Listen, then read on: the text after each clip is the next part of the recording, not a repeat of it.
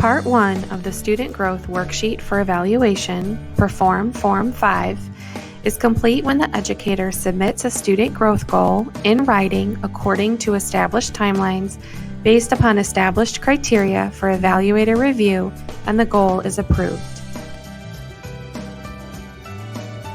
Part 2 of the Student Growth Worksheet for Evaluation is to identify which types of assessments will be used to measure identified learning targets for students.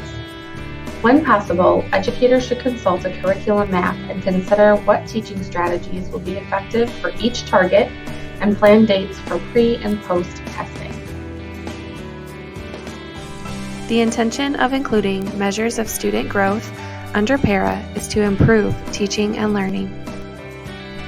The following assessment criteria will be used for Type 1, Type 2, and Type 3 assessments to measure student growth.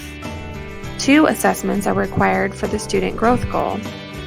Teachers may use a Type 1 or Type 2 assessment as their Type 3 if the evaluator and teacher agree the assessment meets the Type 3 assessment criteria established by the Para Joint Committee. A menu of available and approved Type 1 and Type 2 assessments has been developed by Instructional Council as a resource. In determining appropriate assessments, the following is important to consider. How often will data or student evidence be collected to monitor student progress toward the learning goal? How will assessment information be used to monitor student progress and adjust instruction? How might assessments and data collection be differentiated to meet the needs of all students described in the student population? How might teaching strategies be differentiated to meet the needs of all students described in the student population? Are the teaching strategies the same or different from ones used in the past? Part 2 of the Student Growth Worksheet for Evaluation is complete when the educator has selected and planned for all required items related to assessment of the learning student growth goal.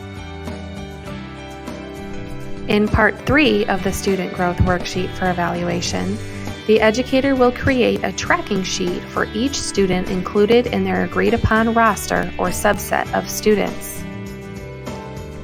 It's important to note that this tracking sheet and the routine of keeping it current does not live in the Perform platform. Educators must create their own document to use, though a template is provided, and are responsible for maintaining the input and integrity of the data on it for use throughout the evaluation plan each school year.